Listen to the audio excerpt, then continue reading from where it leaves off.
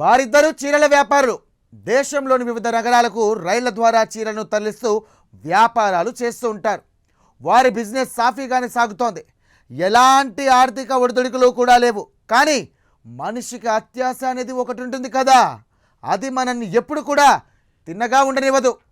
ఆ చీరల వ్యాపారులు కూడా కుదురుగా ఉండనివ్వలేదు.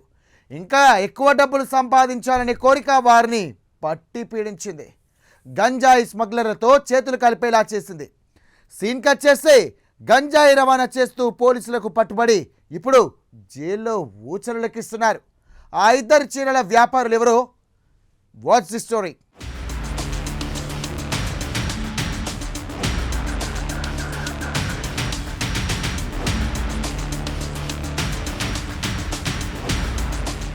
మహారాష్ట్ర నాసిక్ జిల్లా మోమిన్పూర్కు చెందిన ముబీన్ అహ్మద్ రహీం, బోరి కాంపౌండ్కు చెందిన నఫీజ్ అఫ్సర్ ఖాన్లు చీరల బిజినెస్ చేస్తున్నారు.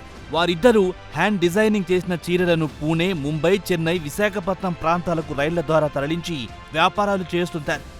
మహారాష్ట్రకు చెందిన గంజాయి స్మగ్లర్ అతీక్తో 2 నెలల క్రితం అహ్మద్ రహీంకు పరిచయం ఏర్పడింది. రైల్లో విశాఖ నుంచి మన్మాడ్కు గంజాయిని చేరవేస్తే ఒక ట్రిప్పుకు 5,000 ఇస్తామని చెప్పడంతో అందుకు అంగీకరించాడు రహీం.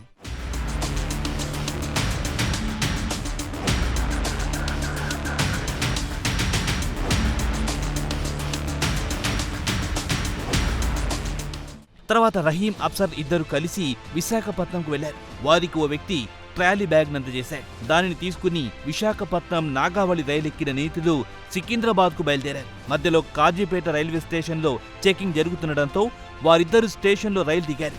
అక్కడి పోలీసుల కళ్లు కప్పి ఎలాగోలా బయటపడ్డారు. తర్వాత కాజీపేటలో బస్ ఎక్కిన నీతులు సికింద్రాబాద్ రైల్వే స్టేషన్కు చేరుకున్నారు. అప్పటికే మన్మాడ్ రైలు వెళ్లిపోవడంతో మరో ట్రైన్ సమయం కోసం ఎంక్వైరీలో వాకబు చేశారు. మన్మాడ్ వెళ్లేందుకు చర్లపల్లి నుంచి రైలుందని తెలుసుకుని అక్కడికి వెళ్తుండగా వారిని పోలీసులు గమనించారు.